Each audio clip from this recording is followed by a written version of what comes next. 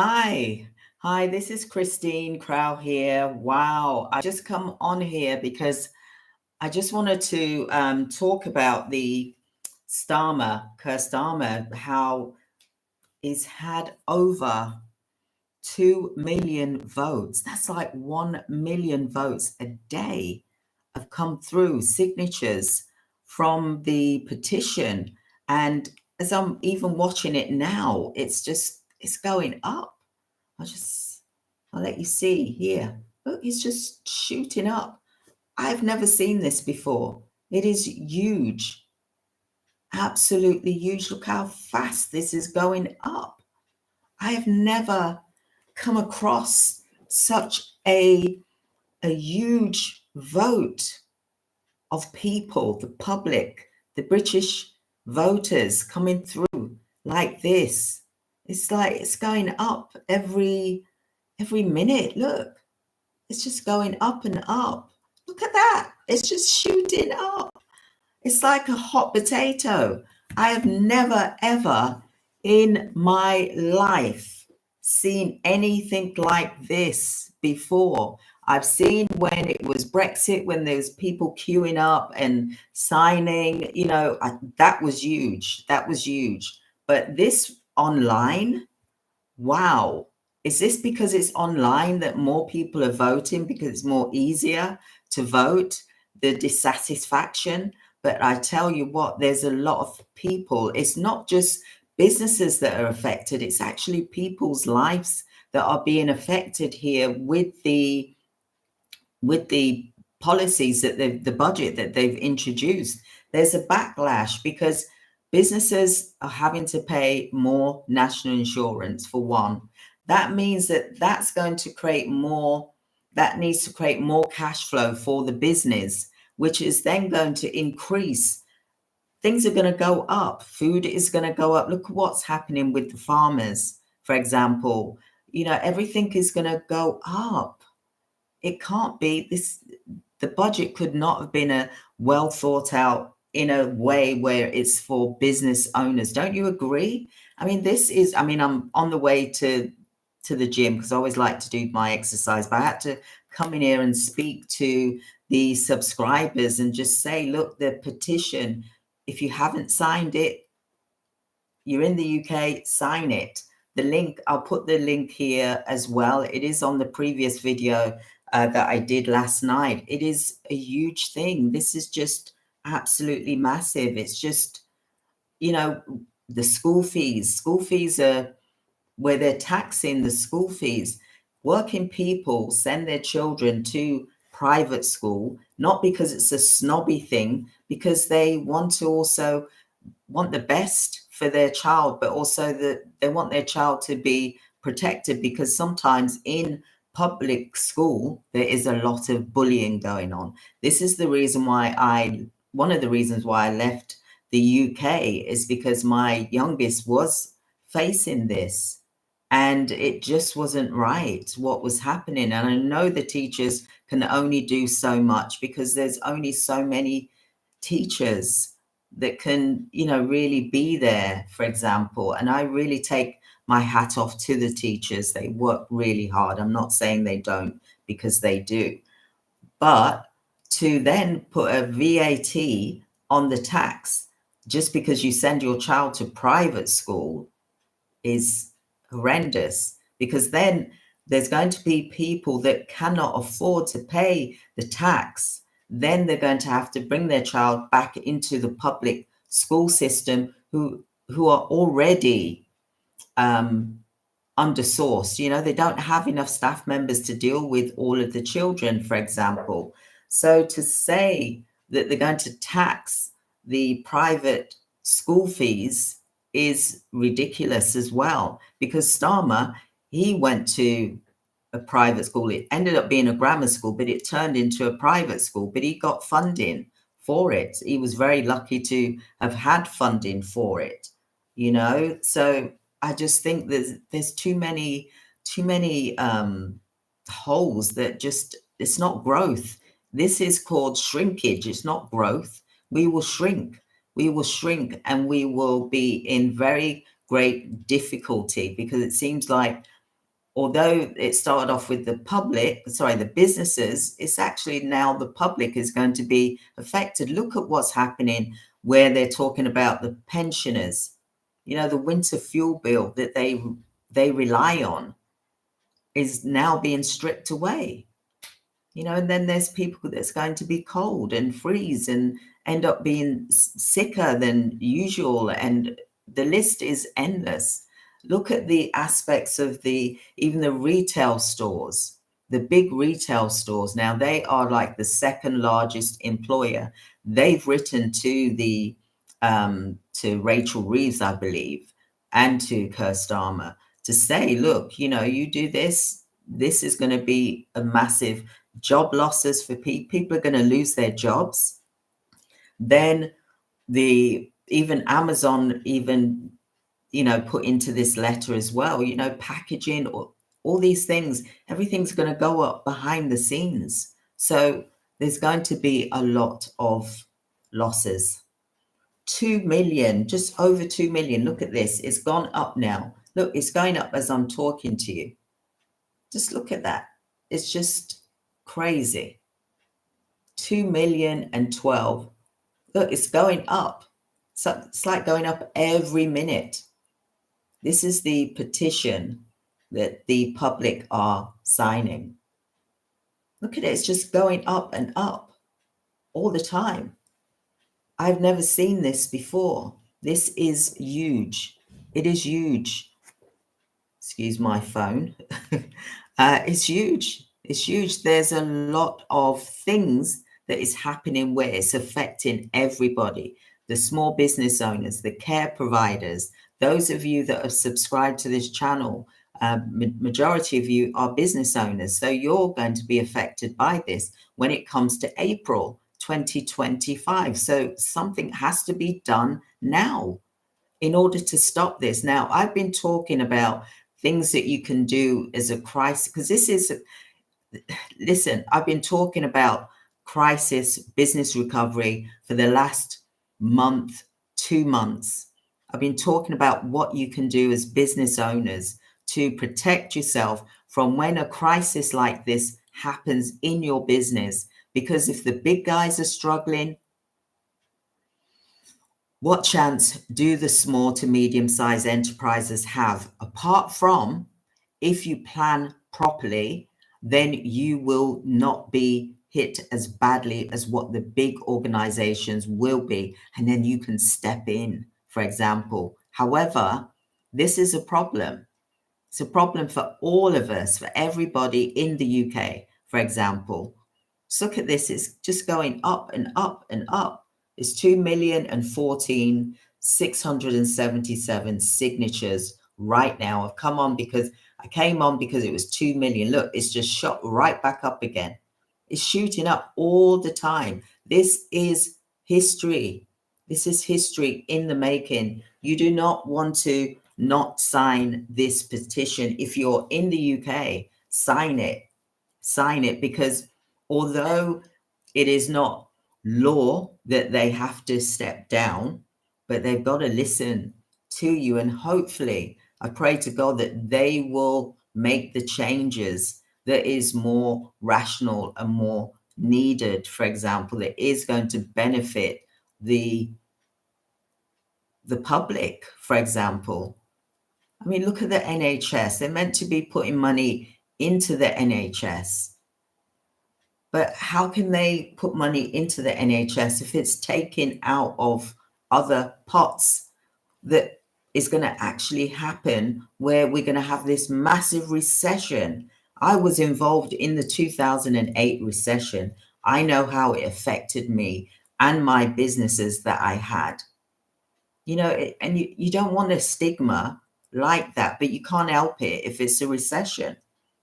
We're human beings. We can only do what we can do with what we've got. But if I knew what I know now, and this is the reason why I did that 30-day CEO performance. Remember the 30-day, I was going live for 30 days, teaching you about strategies, how you can cope with challenges, how you can cope with chaos, how you can see some challenges and use that as an opportunity for you to grow.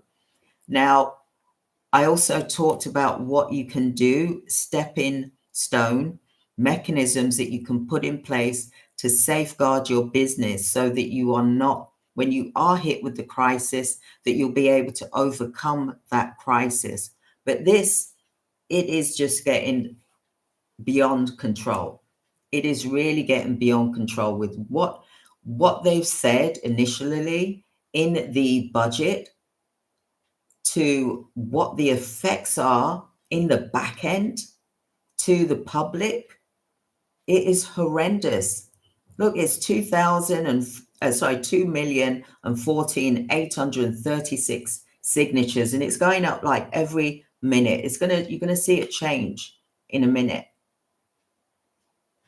This is horrendous. It's horrendous, but something's going to be done. And you are the ones that are making the change. So well done to you all. Rather than us just sit back and accept, you're making a stand. And kudos to all of you that have voted in this petition, because you are amazing. You're going to make things, you're going to be a change maker. This is history in the making, and you're part of this.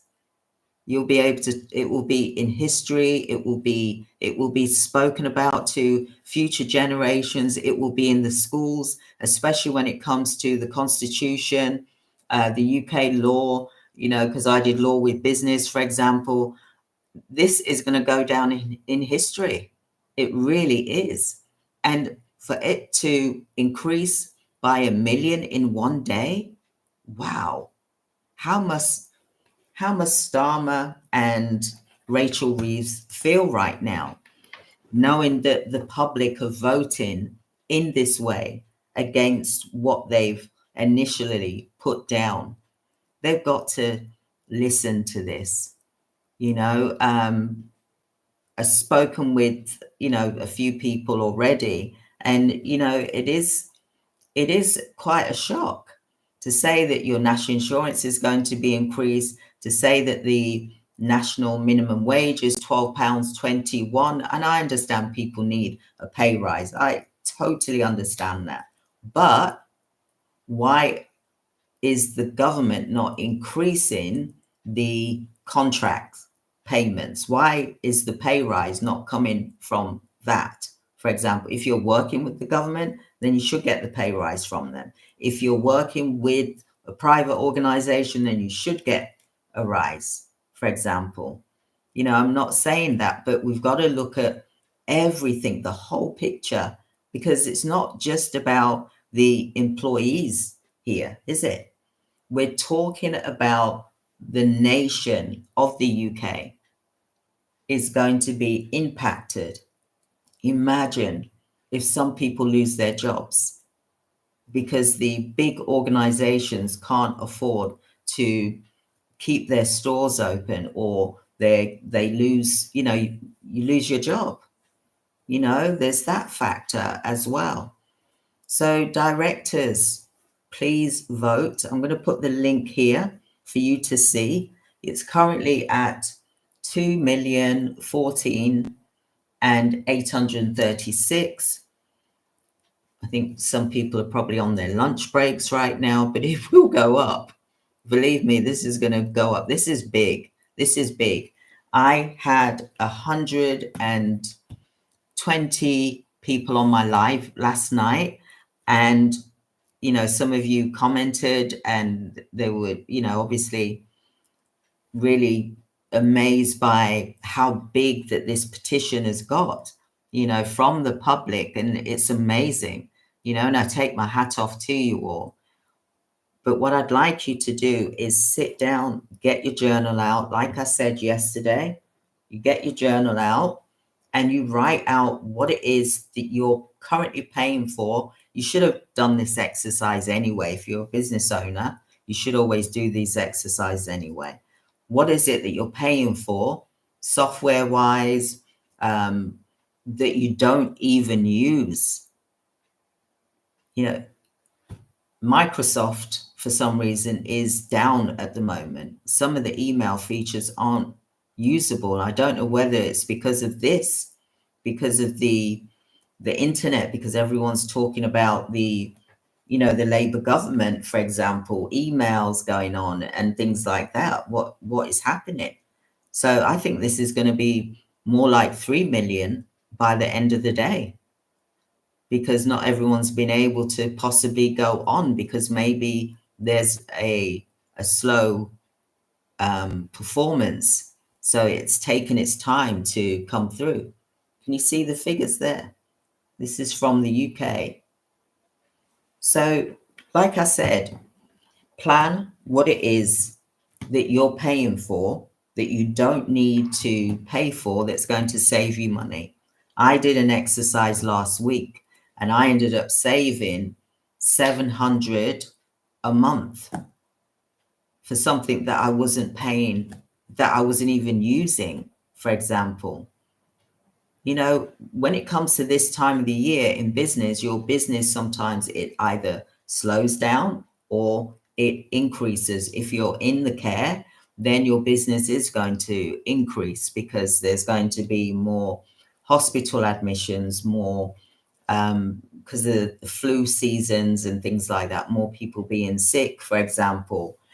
And also, you can look at that you're going to have your busy season, for example. But care providers, look at what you're paying out for. Look at what you're paying out for. Look at your things that's money generating activities. Is it working for you? Is it creating money for you? Are you paying for something that's meant to be a money generating activity and it's not creating money for you? So you're paying, you're at a loss.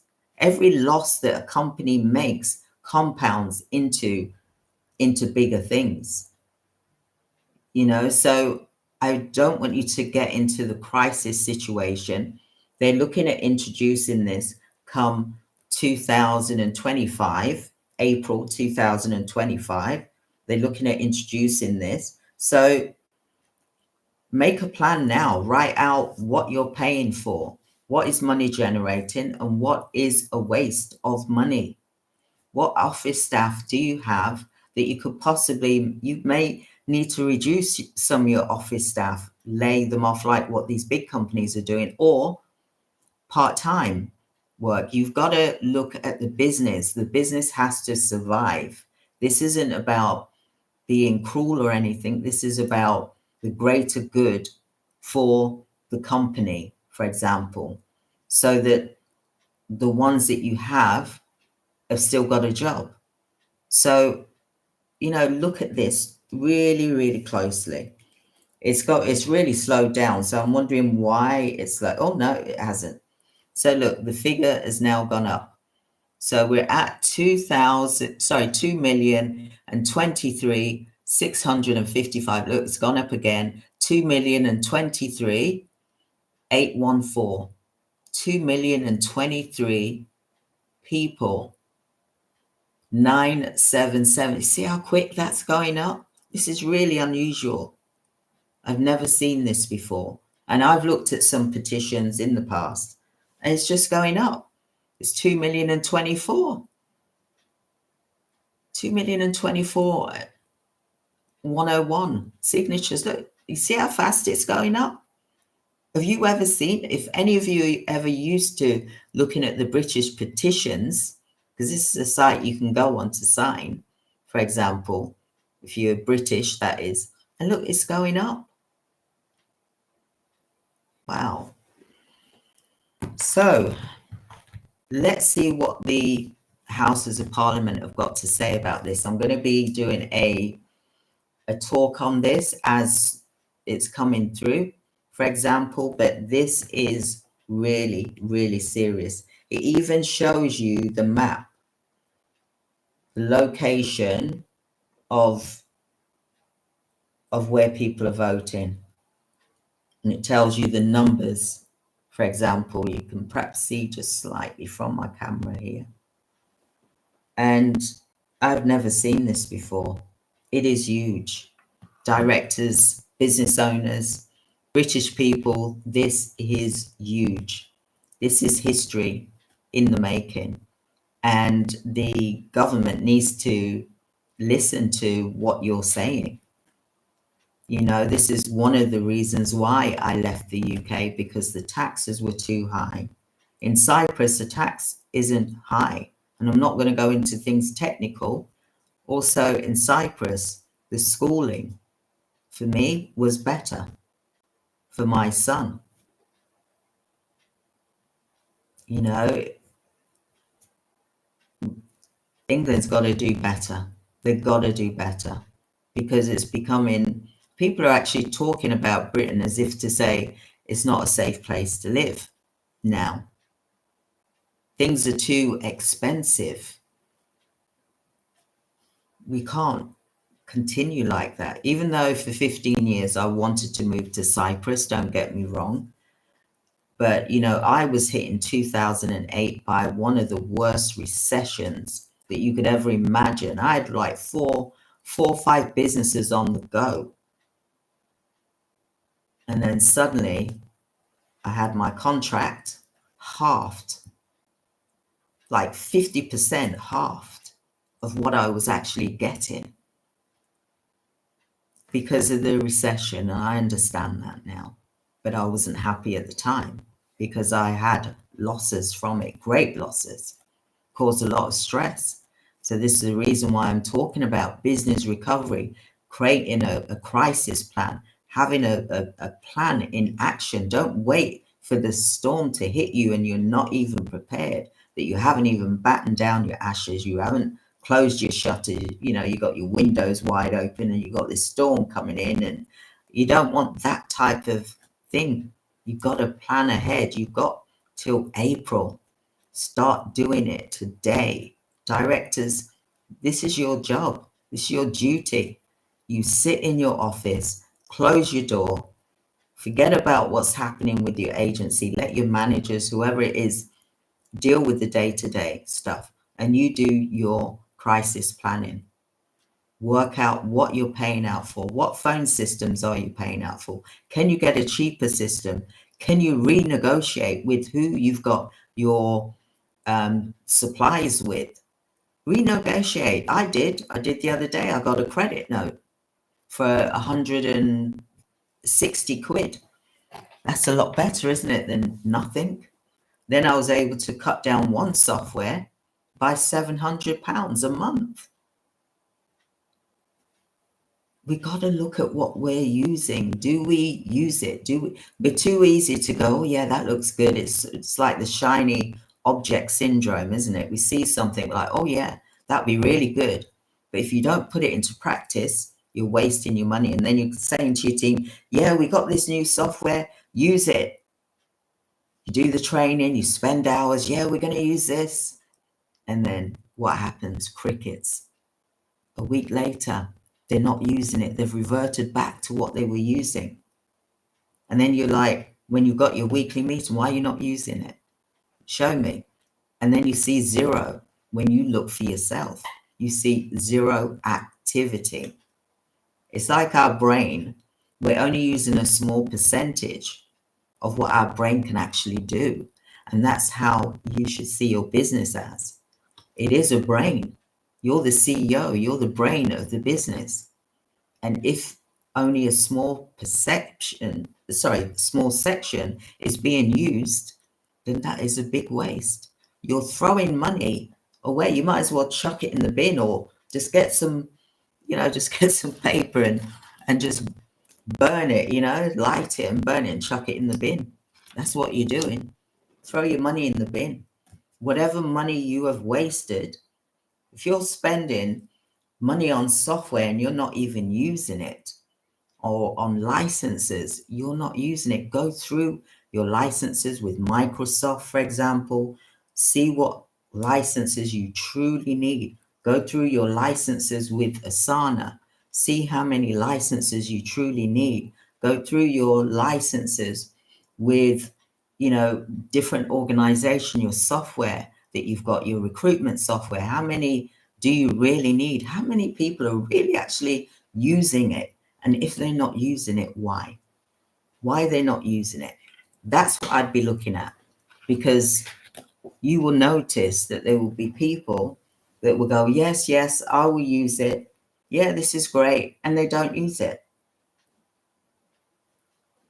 because it's hard work. They see it as hard work because they don't want to get used to using it, because to begin with, it's hard work. When I started implementing a software, and it was the very first software that came out for recruitment in, what year was it? 2001. This software was coming out in recruitment. I was like, yeah, this is great. Wonderful. Cost an arm and a leg. It wasn't cheap. And the staff were like, oh, they were fighting me again. Oh, I don't want to use that. Oh, it's too technical. And I was like, I had the trainer come in. I was like, you come in, you train every day and you sit with them every day until they are using it. And whoever's not using it, please let me know so that I can talk with them, for example. They didn't want to use this software. I mean, back then we had servers where it was a tape measure. It was a tape cassette. Let me just get one of those tape cassettes. I'll show you in a minute. I might use that as a different thing of what systems I used to use years ago compared to now. Now we're on cloud, for example. But this server that we had, literally we had to put cassette tape in and then it would do a backup. And then we'd have to date it. We'd take the cassette out, we'd have to date it so that if there was any issues with, anyone trying to hack in or whatever, we knew what was going on, for example. And then we'd have to put a fresh tape in, for example. That's how it worked in the old, I won't say the old days, 2001 this was, okay? Now we've got cloud, a lot cheaper. I mean, back then I was paying like 1,500 a month for a server, monthly, plus the cassettes. Then each person's user was using a software. I was paying a lot of money per person per month. Today is so much more easier. And back then you had to sign up for 5 years. They had you locked in for 5 years. Now they may lock you in for a year or maybe 6 months, but you plan ahead. Okay, this is coming to the end. What are we using? But when you do sign up with someone, say, look, I want to be able to cancel the licenses as I go. I don't want to wait till the year. And then I'm like, okay, now take off those 6 that I didn't need 6 months ago, that I've just spent like, £1,000 for example. You know what that money can go to? Think about it, all of you. Whether you're at home, whether you're working for an employer, whether you're an employer, you should all be looking at what you're paying out for and what you really do need. Because all of you, whether you're working for someone or whether you're working for an employer, a business owner, if you're a business owner or an employee, for example, you need to know what you're spending out on. What softwares are you using at home that you don't even use? Do a clean sweep, home and at work. What are you paying out for that you don't use? Maybe you've got a family thing. Maybe you've got so many users that you're paying for that you don't even need. Telephones. We don't need telephones anymore because we got mobile phones here. And the mobile phone can do a lot. It really can. And we can look at where we can use this money for. You could use it for a holiday.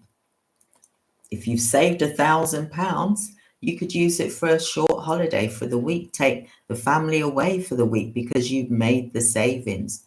Start looking at what you're paying out for. Do you need to pay for these things? We're not being taught this, and I'm going on a bit perhaps, but we're not being taught finances at school, are we? We're not being taught how we can budget, how to budget, what things that we truly need, But what is luxury? Things that we don't need, but yet we're still paying for it and we're not even using it. I've bought software, don't get me wrong, I've bought plenty of software and I haven't used it. That's why I do a clean sweep of what I'm using, and then I get rid of it, or I ask for a credit note, for example, or I will ask for a reduction. I'll say, look, I've been paying this top price. I've been with you for 5 years or whatever. You need to knock this down because otherwise I'm going to go to someone else. What can you do for me? Try this. Try this, directors. Try this.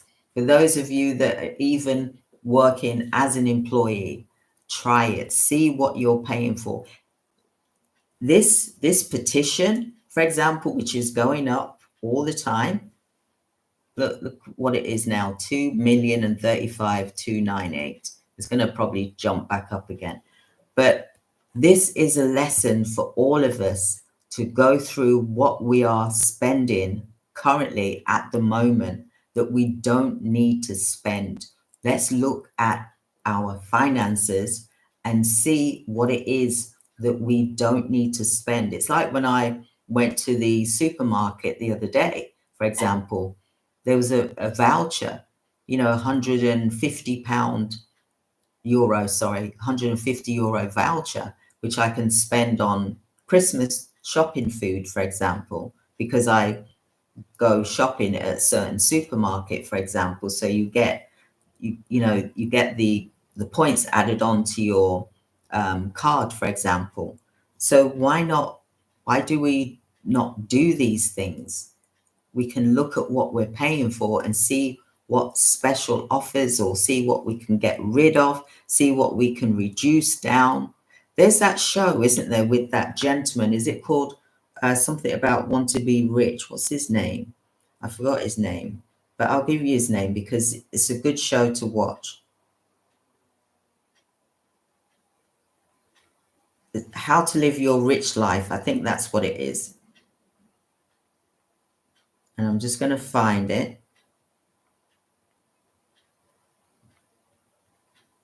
Because we need to look at it. Because if we are, because the Parliament, we don't know whether Starmer and Rachel Reeves, we don't know whether they're going to leave. Yeah, there's been a dissatisfaction, but we've got to look at what we can do for ourselves. So yeah, this is called How to Live a Rich Life, Rules that will help you achieve. This gentleman is very, very good. His programs are absolutely brilliant. That's what he looks like. You see him on TV. What's his name? I'm just trying to get his name. He's a self-made millionaire, drives an 18-year-old Honda Accord, for example, but he's really good. So he really does focus on how to live your rich life. And he is on YouTube as well. So you can check him out on YouTube. His name's Ramit. And he specializes in personal finance. And he changes people's lives. He really does.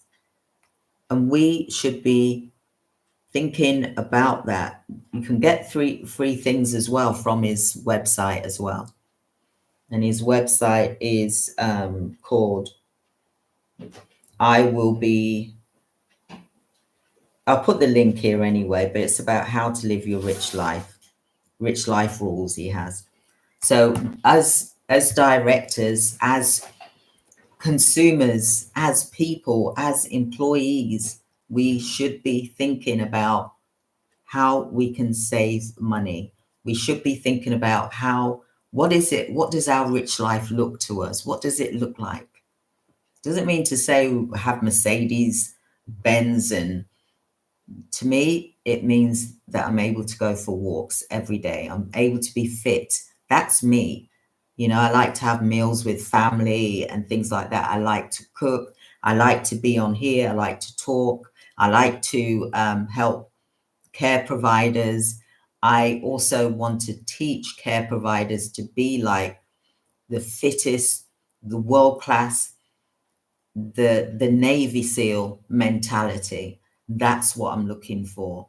And, you know, that's how I believe that in order to live our best life, that we need to look at this in a really strategic way and not just, you know, just spend things willy-nilly when we don't really need it. If we really want it passionately, then that's different. But don't be looking at going over the top and then wonder why you don't have much money at the end of the month, for example, when you're spending too much. Save that money for what you really truly want, like a holiday, like a special gift, that you treat yourself, like a pamper treat, you know, something like that, you know. So I just wanted to come on here anyway and just talk to you about the Starmer situation, about what's happening, about the petition that is just absolutely just growing and growing and growing.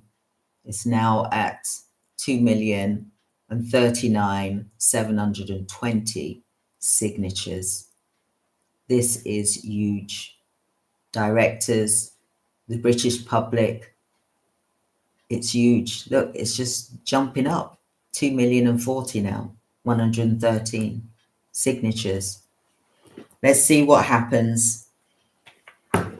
Although, you know, it doesn't mean to say that they're going to be sacked or resigned. They'll be the ones that make that decision. But at least you've shown that you're not happy.